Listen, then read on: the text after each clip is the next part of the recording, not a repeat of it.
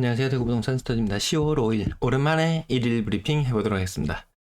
기사회생하는 부동산 시장에 다시 찬물, 무더기 입주를 앞두고 있습니다. 연간 적정 물량, 인구 곱하기 뭐시기 하는 거 있죠. 그 4분기 물량만 하더라도 연간 적정 물량에 해당하는 수준이다. 위기가 다 지나간 듯 하지만 아니죠. 채권 발작, 미국 채권 발작한 이후에 난리도 아니죠. 난리도 아닙니다. 뭐가 닥쳐올지 한 치 앞도 예측하기가 어렵다. 어제자 KBS 뉴스, 대구 경북뉴스에 나온 내용이에요. 위기의 4분기라고 하고 있습니다. 왜 위기의 4분기라고 하냐?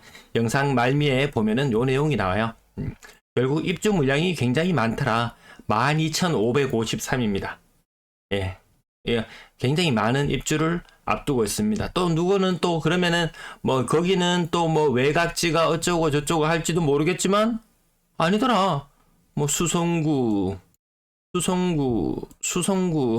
중구, 달서구 그렇습니다. 네. 입주 물량이 굉장히 많다라는 부분. 그리고 이건 지난주 목요일에 나온 내용이에요. 그래서 추석 하던 날, 그맘때 나와가지고 제가 요걸 빠뜨렸었는데요. 이번 주에는 아마 요 기준일이 화요일이기 때문에 이번 주에는 아마 나오지 않지 싶습니다. 지난주 자료 자 알려드립니다. 수도권 여기 상승폭이 줄어드는 거 보이시죠? 위쪽에 옅은 파란색 그리고 아래쪽에 진한 파란색이 이번 주인데요. 전주 대비 상승폭을 전부 다 거의 반납하는 이런 분위기더라. 전세 또한 마찬가지 분위기더라. 대구 0.04 플러스로 전환되고 나서 좀 있으면 0.1 가고 얼마 가고 이렇게 희망의 나래를 펼쳤을지는 모르겠지만 답보 상태를 보이고 있더라. 세종시 늘 우리 함께 살펴보죠. 잘 나가는 듯 하다가 아니고 제자리에 머물러 있는 그런 모습을 보여주고 있습니다. 매도 물량 요거 지금 정상화될 때까지 시간 좀 걸립니다. 한 일주일, 2주일 정도 지나고 나면은 원래 궤도로 올라설 걸로 보여집니다. 지금 추석 연휴 때문에 상당히 왜곡되어 있습니다. 추석 때는 늘 왜곡되는 현상이 있었으니까요. 별스럽지도 않은 현상이죠. 이런 자료들이 많이 퍼지기 전까지는 추석 때 물량 줄어드는 것 가지고 이거 봐라 이제 분위기가 바뀐다. 물량이 줄어들고 있다. 이렇게 바람을 잡는 사람도 있었겠지만 아니더라. 요거 연례 행사처럼 따라오는 그런 일이더라. 그렇게 지켜보고 있습니다. 거래량 224건. 굉장히 많은 거래량입니다. 대구 빚 내는 거 1등입니다. 빚 내는 거 전년 동월 대비 가계부채 증가 이런 거 살펴보면 1등이에요. 특례가 나왔을 때 대구 사람 빚 내는 수준이나 부산 사람 빚 내는 수준이나 거의 같았었거든요. 인구는 부산이 월등하잖아요. 그럼에도 불구하고 대구 사람들이 굉장히 많이 빚을 내고 있더라. 거래량 이번 달 9월달 1583건의 거래량을 보여주고 있는데요. 제가 가지고 왔습니다. 네, 이거 가지고 왔는데 대구가 빚 많이 내고 막판에 몰아치기 하고 있죠. 어느 정도 거래량 수준이냐 하면 거의 서울과 맞먹는 수준이에요. 인구가 몇 배인데 서울이 4배는 거의 4배는 되잖아요. 인구 4배인 서울과 거래량이 똑같다. 와 대구 대단해요 라고 이야기할 것이 아니라 서울의 거래량이 갑자기 8월 중반 이후로 대출 조이기를 시작한 이후부터 서울의 거래량이 점점 줄어들고 있거든요. 심상치 않죠. 대구 혼자 잘 나간다. 아래로부터의 혁명은 늘 실패하더라. 경기도하고도 한번 견주어보면요. 경기도 인구 대구 인구에 여기는 한 6배쯤 되지 싶어요. 인구 1400만 넘어가죠. 그렇게 견주어 봤을 때 인구를 견주어 봐도 대구 거래량이 상당하더라. 이것이 언제 위축될지 모른다. 금융 발작, 채권발, 금융 발작이 오는 것을 보셨을 거예요. 장기간 고금리가 이어질 수도 있다라는 부분. 한 10년 동안 금리 한 4.5% 수준이 계속 유지된다. 그러면 여기에 플러스 미국 기준으로 요 정도죠. 채권 수익률 10년물 기준으로 한 4.7% 되니까 10년 평균 연간으로 했을 때 이자 부담이 4.7%. 은행은 자원봉사 하나요? 여기에 가상금리 한 2% 정도 더 얹어 먹으면 일반 대출자들의 금리 체감하는 부담은 굉장하죠. 수익률 2%만 챙겨 먹어도 한 6.7% 되거든요. 그러니까 미국에 뭐 신규 주담대를 한다, 모기지라 그러죠. 그 뭐 7%니 8%를 넘어가니 그런 이야기가 나올 수밖에 없는 그런 상황인 거죠. 우리도 그 길을 갈지 모른다. 지금 누르면 누를수록 나중에 스프링 누르면 어떻게 되나요? 스프링 꾹 누르고 있으면 누르면 누르는 대로 눌러집니다. 꾹 누르고 있으면 됩니다. 근데 외부적인 요인에 의해서 이 손을 떼야 되는 순간이 오면 다시 징겨서 올라갈지도 모르겠어요. 비싼 아파트 거래되고 있는데요. 9월 한 셋째 주, 넷째 주 넘어가는 거래값만 한번 볼게요. 비싼 아파트들 고점 대비 거래가 많지 않았고 제대로 된 고점 가격이 아니라는 부분은 늘 말씀드렸습니다. 요런 것은 많이 회복했다라고 보기에도 살짝 문제는 있을 거예요. 요 수성 SK 리더십을 보시더라도 이게 한 60평쯤 되어 있는 거죠. 네, 그 정도 되는 건데요. 가격이 14억 4천까지 16억 8천까지밖에 안 갔다. 이렇게 생각하진 않잖아요. 자, 어쨌든 퍼센트만 가지고 계속 살펴볼게요. 버머 센트럴 부르지오가 10억, 40층이 10억. 고점 대비 가격이 이렇고요. 이 정도 보고 그 다음에 9월 20일 정도 이후의 거래값만 한번 봅시다. 버머 엘리넷들 여기도 보이고요. 나머지 여기 뭐 대충 계산해서 위에 거 하락률 여기 퍼센티지 있는 걸로 가져갔습니다. 요 사이트는 아파트2.me 아파트2.me 여기에 가면 요 하락률 수치가 잘 표시되어 있습니다. 비싼 아파트들 6억 2천 6억 이상의 9월 20일자 이후의 거래가 그렇게 많지 않더라. 오늘 200건 가까이 거래 220건 가까이 거래 신고된 것 중에서 6억 이상 아파트 중에서 9월 20일 이후에 거래된 건수 특례 일반형 거의 9월 한 20일쯤 이후부터는 이 계약이 없을 거거든요. 건수가 많지 않죠.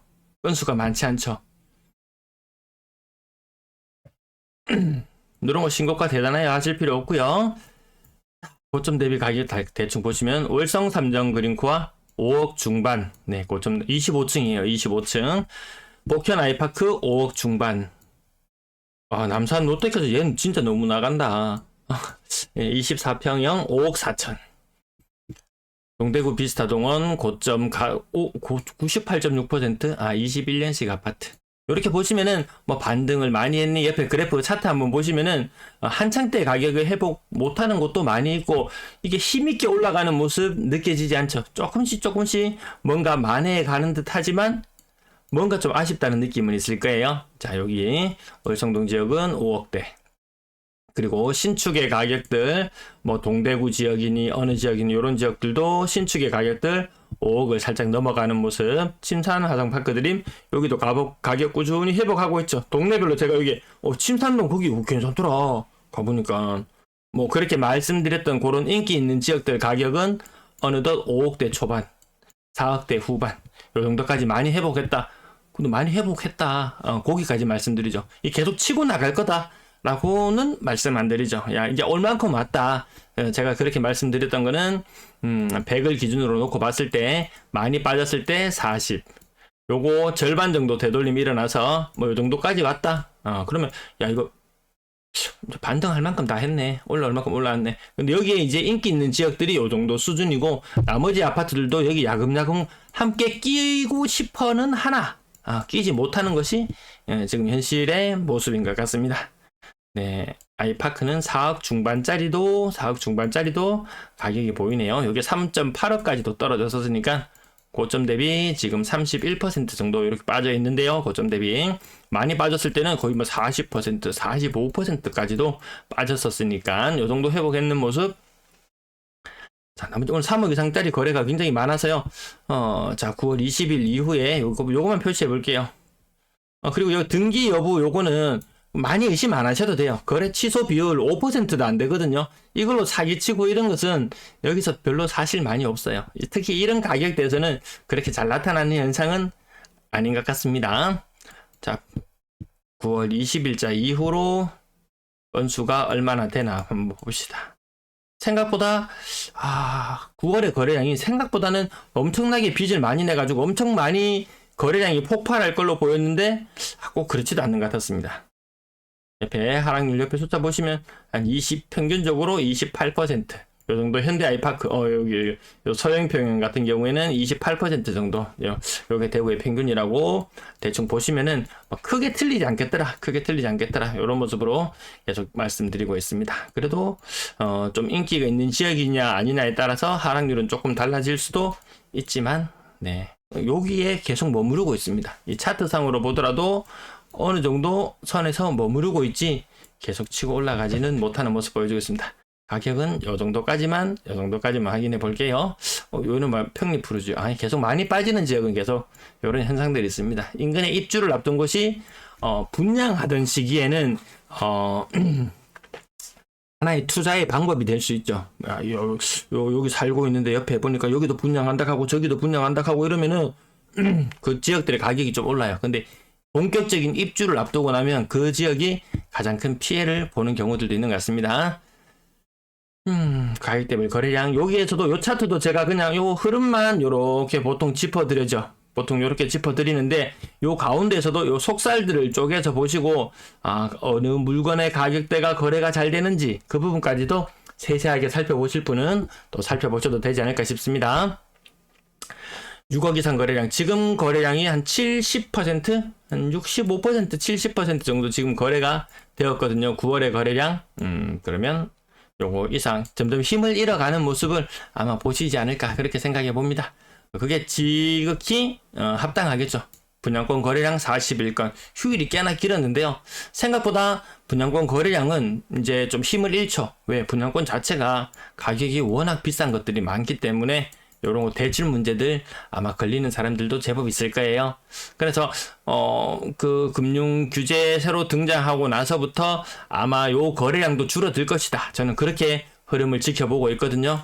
그래서 여기 보시면은 9월 19일에서 23일까지 분양권 거래 신고되는 것과 9월 26일 요때 신고되는 것과 조금 차이는 있죠. 앞으로 분양권 거래량도 조금 위축되지 않을까 싶어서 요 일별로 거래량을 체크해 드리고자 합니다. 전세 거래량, 아이고, 제가 너무 많이 나타냈네요. 자, 지난달과 견주어 봤을 때 그 숫자가 그냥 고만고만한 수준이더라. 뭐, 학군, 뭐, 이사철, 뭐, 그런 거 다 필요 없습니다. 이 생각보다, 중학교까지는 모르겠는데, 고등학교는 워낙 이게 큰 범위가 넓어요. 뭐, 1학군, 2학군, 제가 그 학구도 서비스라고 말씀드렸죠? 학구도 서비스 한번 들어가 보시면은, 이 생각보다 고등학교를 굉장히 넓은 구역에서, 대구에 한 3개, 4개 정도 학군가 되나요? 아무튼 거기에서 다 결판이 나버리니까, 초등학교, 중학교까지는 빠릿빠릿 뭐 싸갖고 이사를 당긴다고 치지만, 고등학교 가서는 굳이? 고등학교를 멀리 걸리게 되면은, 뭐 굳이 좀 이사를 생각하는 경우도 생길 수 있겠지만, 이 학구라는 것이 좀 애매한 그런 경계에 놓이는 때가 있는 것 같아요, 보니까. 평균 전세 가격, 부산은 계속 빠지고 있는데요. 대구는 일부 반등하는 모습 보여주고 있습니다. 제가 부산 방송에서 종종 말씀드렸다시피 좀 기마이를 부리는구나. 금리는 생각하지 않고 저 집에 한번 살아봐야지.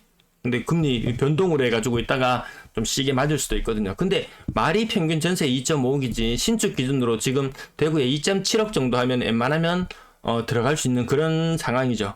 2.7억 정도 대출 받으려면 이거 청년층이나 뭐 신혼부부나 이렇게 소득이 많지 않은 계층 같은 경우에는 뭐 디딤돌 뭐 모시기 뭐 많잖아요. 이런 것들 이거 대출 왕창 받아가지고 들어가면 낮은 금리로 사는 것도 나쁘지 않겠다. 나쁘지 않겠다. 이런 생각도 잠깐 들 때가 있습니다. 생각보다 생돈 이자 다 내고 지금 뭔가를 한다는 것은 섣불지고 불 속으로 뛰어드는 것과 비슷한 느낌이 들죠. 연간 한 5%, 6%, 한 6% 정도 이자를 치고 들어간 집을 매수해서 들어간다고 치면은, 한 10년 정도 지난 이후에는 집값이 2배는 올라줘야 돼요. 2배는. 그래야 거의 본전 느낌 날 거예요. 물론 이 중에 자기 자본도 있겠지만, 올 대출로 했다고 가정했을 때, 정말 2배 정도 집값이 올라줘야지 본전치기다. 이런 느낌이에요. 지금 뭐 경제 상황, 월급이 오르지 않는 이런 상황, 일본이 30년 동안 월급이 정체되고 물가도 정체되고 이런 상황이었잖아요. 지금 물가는 굉장히 불안정하지만 우리네 임금이 오르지 않을 것이다 라는 것은 어느 정도 예측 가능하죠. 자, 이렇게 생각해 봤을 때 집값이 경제가 성장하지 않는 가운데 집값이 나홀로 2배 상승할 것이냐? 내가 이 많은 이자 비용을 지불하고 나서 하는 것은 나중에 미래의 집값이 상승할 것이라는 그런 기대, 그런 확신이 있을 때 가능한 거잖아요. 뭐 그래 괜찮아. 아파트는 사용 가치가 있으니까. 하지만 과거와는 다를 수 있다. 과거 같은 그런 폭등이 안 올 수도 있다. 나는 이 정도 집을 살면서 이 정도 대출을 내 가지고 살면서 나는 뭐 그 정도 돈 내고 사는 거 만족해 하는 사람 하면은 아무도 말릴 사람은 없어요. 근데 무조건 투자적인 관점에서 바라보고 무조건 대박, 무조건 폭등 이것만 생각한다면은 야, 이거 좀 생각해 볼 필요는 있지 않을까 싶습니다. 네, 시청 감사합니다.